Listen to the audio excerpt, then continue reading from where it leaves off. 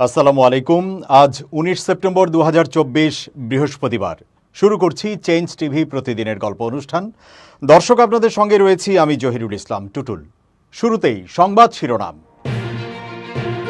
আজকের পর শেখ হাসিনাকে নিয়ে ভারতের অগ্নি পরীক্ষা, কি ঘটতে যাচ্ছে? ডক্টর ইউনূসের সঙ্গে বৈঠক হচ্ছে না মোদির, ভারতীয় গণমাধ্যমের তথ্য। সাবেক ভূমি মন্ত্রীর দুর্নীতি নিয়ে আল জাজিরার রিপোর্ট, তোলপাড় সর্বত্র। এবার বিস্তারিত। তীব্র গণ আন্দোলনের মুখে গত 5 আগস্ট শেখ হাসিনা দেশ ছেড়ে পালিয়ে ভারতে আশ্রয় নেন। কূটনৈতিক পাসপোর্টের ক্ষমতায় তিনি ভারতে 45 দিন থাকতে পারেন বৈধভাবে, যদিও তার সে পাসপোর্ট বাতিল করেছে অন্তর্বর্তী সরকার। এদিকে বৃহস্পতিবারই তার ভারতে থাকার মেয়াদ শেষ হচ্ছে, অর্থাৎ কূটনৈতিক পাসপোর্টের দৌলতে তিনি যে ভারতে 45 দিন থাকতে পারেন তা পূর্ণ হচ্ছে বৃহস্পতিবার। এখন প্রশ্ন, তারপর কি করবে ভারত? রাজনৈতিক মহলে প্রশ্ন, শুক্রবার থেকে শেখ হাসিনা কোন আইনের বলে ভারতে থাকবেন? মঙ্গলবার ভারতের পররাষ্ট্র মন্ত্রণালয়ের এক মুখপাত্র জানিয়ে দিয়েছেন, কূটনৈতিক পাসপোর্টের দৌলতে শেখ হাসিনার ভারতে থাকার মেয়াদ শেষ হলেও তাকে বাংলাদেশে পাঠানোর সম্ভাবনা নেই। তাহলে কোন বলে ভারতে থাকবেন শেখ হাসিনা? কোনো মহলের যুক্তি, হয়তো তিব্বতী ধর্মগুরু দালাই লামার মতো সাময়িকভাবে রাজনৈতিক আশ্রয় দেওয়া হতে পারে হাসিনাকে। তবে ভারতে থাকার বিষয়টি এখন ভারতের সিদ্ধান্তের উপরই নির্ভর করে রয়েছে। খবর জি নিউজের। শেখ হাসিনা দেশ ছাড়ার পরই বৈষম্য বিরোধী ছাত্র আন্দোলন এবং বিভিন্ন রাজনৈতিক দলের পক্ষ থেকে দাবি তোলা হয়, শেখ হাসিনাকে ভারত থেকে এনে তার বিচার করতে হবে। ইতোমধ্যে ছাত্র জনতা হত্যার দায়ে 100-রও বেশি মামলা হয়েছে শেখ হাসিনার বিরুদ্ধে। এখন ভারত শেখ হাসিনাকে ফেরত দিতে না চাইলে কি করবে বাংলাদেশ? বিষয়টি নিয়ে বাংলাদেশের পররাষ্ট্র সচিব মঙ্গলবার বলেছেন, কোন আইনে শেখ হাসিনা ভারতে রয়েছেন তা জানা নেই। এ নিয়ে ভারতের কাছেও জোর দিয়ে কিছু জানতে চায়নি ঢাকা। জনমনে একটাই প্রশ্ন, কোথায় থাকবে হাসিনা? ভারতই হবে তার আশ্রয়স্থল, নাকি অন্য কোনো দেশে আশ্রয় নেবেন তিনি? বিষয়টির জন্য অপেক্ষা করা লাগতে পারে বৃহস্পতিবার রাত অথবা শুক্রবার পর্যন্ত। শেখ হাসিনা পালিয়ে ভারতে গেলেও তার সম্পর্কে খুব বেশি তথ্য দেয়নি নরেন্দ্র মোদীর বিজেপি সরকার। এছাড়া হাসিনা ইস্যুতে ভারত সরকার একেবারেই নীরব। এমন অবস্থায় ব্রিটিশ সংবাদ মাধ্যম ফিনান্সিয়াল টাইমস জানিয়েছে, রাজধানী দিল্লিতে মেয়ের সঙ্গে থাকছেন হাসিনা। এমনকি তাকে তার দলবল নিয়ে দিল্লির অন্যতম অভিজাত পার্ক লোদি গার্ডেনেও ঘুরতে দেখা গেছে সাবেক এই প্রধানমন্ত্রীকে। প্রকাশিত প্রতিবেদনে সংবাদ মাধ্যমটি বলছে, গত মাসে ছাত্র জনতার গণ অভ্যুত্থানে বাংলাদেশের স্বৈরাচারী প্রধানমন্ত্রী পালাতে বাধ্য হওয়ার পর থেকে নয়াদিল্লির নৈশভোজের অনুষ্ঠানগুলোতে যে ইস্যুটি আলোচনার বিষয় হয়ে উঠেছে তা হল, শেখ হাসিনা এখন কোথায়?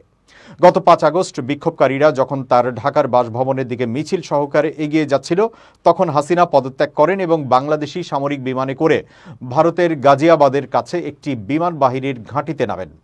নরেন্দ্র মোদীর সরকার তখন থেকে নিশ্চিত করেছে তিনি ভারতেই আছেন। তবে হাসিনার বিষয়ে আরও কিছু বলতে বরাবরই অস্বীকার করছে ভারতীয় সরকার।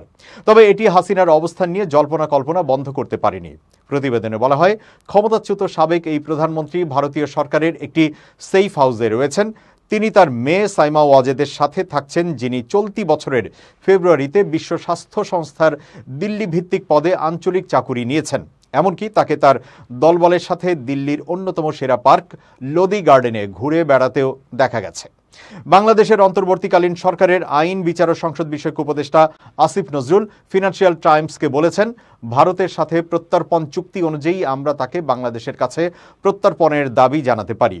আপাতত আমরা আশা করি ভারত তাকে বাংলাদেশে অস্থিতিশীলতা ঘটাতে দেবে না, কারণ তিনি মিথ্যা ও ভুল তথ্য ছড়িয়ে দেওয়ার চেষ্টা করছেন। এছাড়া হাসিনার পালিয়ে যাওয়ার পর নোবেল শান্তি পুরস্কার বিজয়ী ডক্টর ইউনূস নিজেই বলেছেন, বাংলাদেশ তাকে ফিরিয়ে না আনা পর্যন্ত ভারত যদি তাকে রাখতেই চায়, তবে এক্ষেত্রে শর্ত থাকবে, তাকে চুপ থাকতে হবে।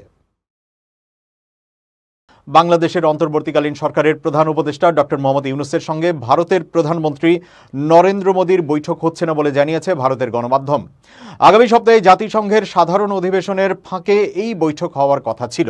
এ বিষয়ের সঙ্গে জড়িত ব্যক্তিদের বরাতে ভারতের সংবাদ মাধ্যম হিন্দুস্তান টাইমস বৃহস্পতিবার এই তথ্য জানিয়েছে।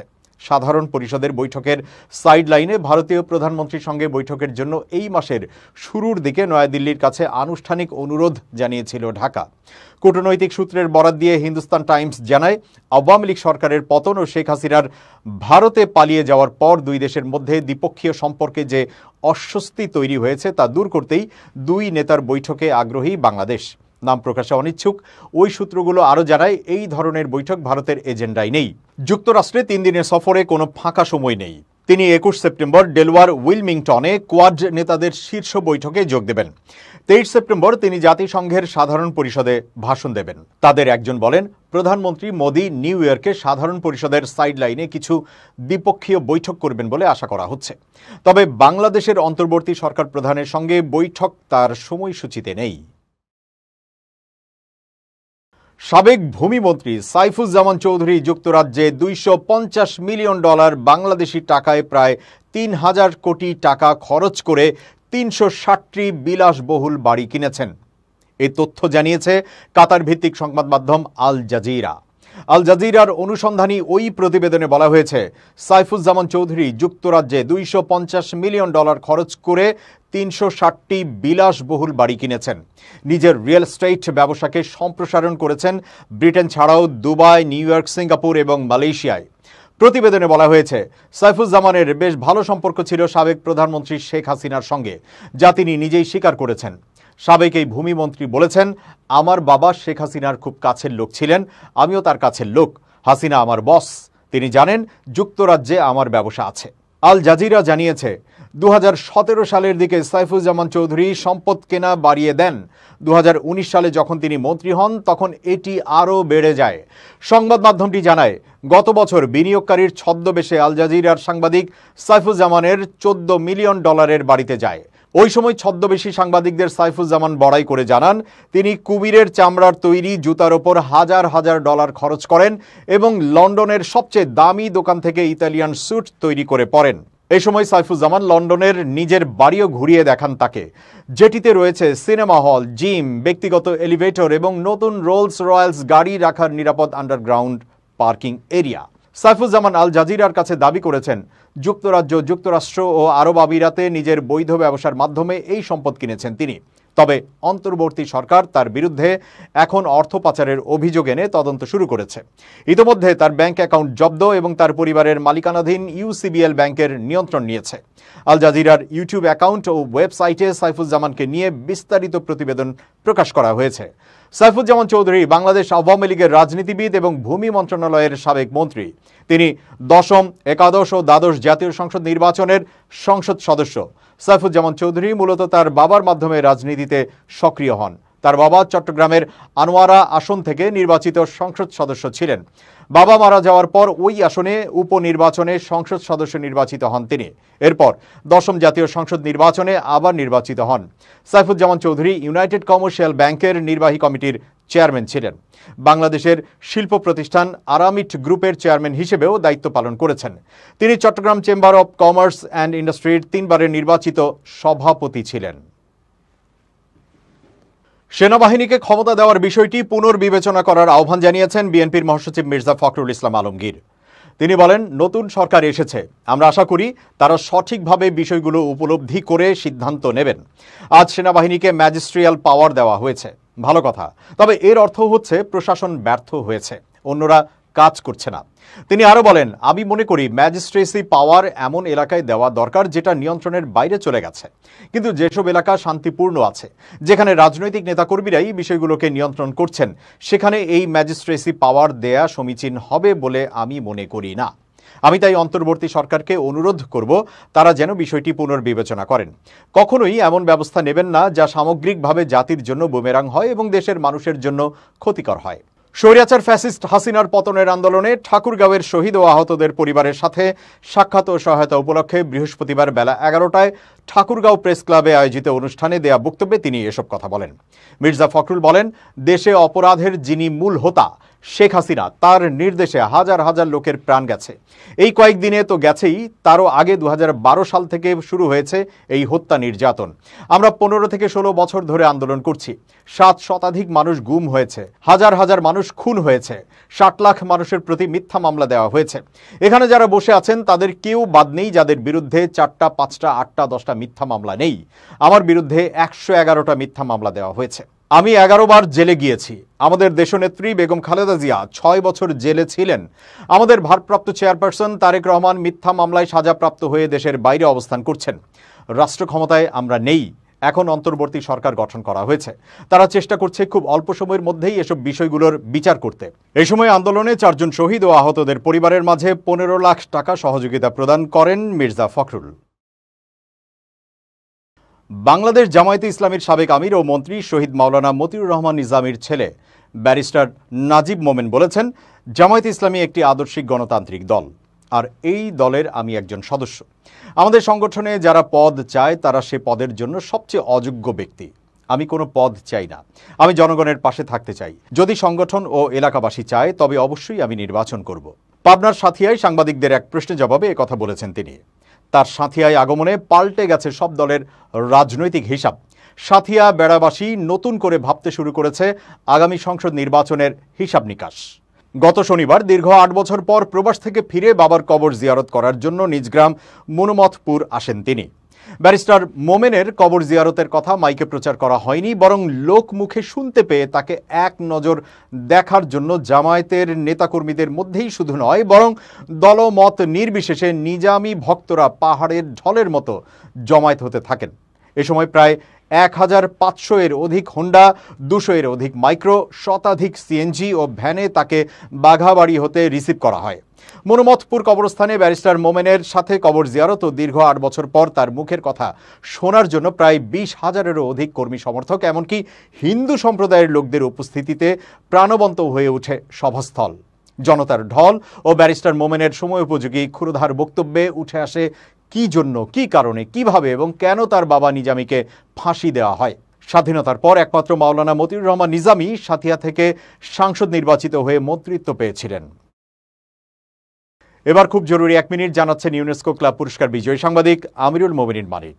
খুব জরুরি 1 মিনিটে প্রত্যেককে আমন্ত্রণ। প্রিয় বন্ধুরা, জীবনকে সফলতায় নোঙর করাতে হলে আজকে একটা ব্যতিক্রমী পন্থার কথা আপনাদের বলবো। এই পদ্ধতির নাম কাইজেন। কাই অর্থ পরিবর্তন, জেন অর্থ প্রজ্ঞা, অর্থাৎ প্রজ্ঞা দিয়ে জীবনকে পরিবর্তনের পথে নিয়ে যাওয়া। কাইজেন পদ্ধতিতে ছোট ছোট সফলতা অর্জন করে বৃহৎ সফলতার দিকে যাওয়া যায়। ধরুন আজকে আপনি চিন্তা করলেন যে একজন ভালো মানুষের সঙ্গে কথা বলবেন, প্রতিদিন একজন করে ভালো মানুষের সঙ্গে কথা বলবেন, তাহলে 365 দিনে 365 জন ভালো মানুষের সঙ্গে আপনার পরিচয় ঘটবে। তার মানে বছর শেষে বৃহৎ একটা পরিসর, বৃহৎ সফলতা, বৃহৎ গণযোগাযোগ। এটাই হচ্ছে কাইজেন পদ্ধতি। আপনি যে কাজই করুন না কেন শুরুতেই যদি বৃহৎ চিন্তা করেন তাহলে হবে না। সুতরাং আসুন কাইজেন পদ্ধতিতে ছোট ছোট সফলতার মালা গেঁথে আমরা বৃহৎ সফলতার দিকে যাই। সবাই ভালো থাকবেন, শুভেচ্ছা নিরন্তর। এবার দেশের বাইরের প্রসঙ্গ। স্বাধীন ফিলিস্তিন রাষ্ট্র ছাড়া ইসরায়েলকে রাষ্ট্রের স্বীকৃতি দেবে না বলে জানিয়েছে সৌদি আরব। এক বক্তব্যে কথা বলেছেন সৌদি যুবরাজ মোহাম্মদ বিন সালমান। বক্তব্যে ফিলিস্তিনিদের ওপর ইসরায়েলি দখলদারি ও অপরাধেরও সমালোচনা করেন তিনি। ব্রিটিশ বার্তা সংস্থা রয়টার্স এই খবর জানিয়েছে। সালমান বলেছেন, পূর্ব জেরুজালেমকে রাজধানী করে একটি স্বাধীন ফিলিস্তিন রাষ্ট্র প্রতিষ্ঠা করতে চায় সৌদি আরব। এই লক্ষ্য পূরণ হওয়া পর্যন্ত আমরা অক্লান্ত প্রচেষ্টা চালিয়ে যাব। আর আমরা অঙ্গীকার করছি যে স্বাধীন ফিলিস্তিন ছাড়া ইসরায়েলের সঙ্গে কোনো কূটনৈতিক সম্পর্ক স্থাপন করা হবে না। শুরা কাউন্সিলে দেওয়া ভাষণে এই মন্তব্য করেন যুবরাজ। বাদশাহ সালমানের পক্ষ থেকে বার্ষিক এই বক্তব্য প্রদান করেন তিনি। ভাষণের আগে যুবরাজের সামনে শপথ গ্রহণ করেছেন শুরা কাউন্সিলের সদস্যরা। নাম প্রকাশে অনিচ্ছুক দুটি সূত্র জানিয়েছে যে তেল আবিবের সঙ্গে রিয়াদের স্বাভাবিক সম্পর্ক স্থাপনে ওয়াশিংটনের প্রচেষ্টাকে উপেক্ষা করা হচ্ছে। এর নেপথ্যে রয়েছে গত অক্টোবর থেকে শুরু হওয়া ইসরায়েলি আগ্রাসন। যুবরাজের শেষ বক্তব্য থেকে ধারণা করা যায়, ইসরায়েলি আগ্রাসনের অবসান না হওয়া পর্যন্ত মার্কিন প্রচেষ্টা ধোপে টিকবে না। গাজা যুদ্ধ শুরুর কয়েক সপ্তাহ আগে যুবরাজ সালমান জানিয়েছিলেন, ইসরায়েল সৌদি একটা চুক্তির সন্নিকটে আছে। ওই দুই সূত্র রয়টার্সকে আরও বলেছে, ইসরায়েলের সঙ্গে সৌদির স্বাভাবিক কূটনৈতিক সম্পর্ক স্থাপনে কিছু বিলম্ব হবে।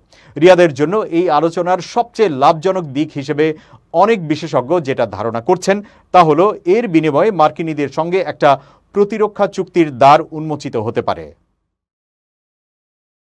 দর্শক, শেষ করছি প্রতিদিনের গল্পের আজকের গল্প। changetv.press বাংলাদেশের ইউটিউব জার্নালিজমের অগ্রদূত। ভিজিট করুন এর ওয়েবসাইট www.changetv.press, youtube.com/changetvpress এবং সাবস্ক্রাইব করুন চ্যানেলটি।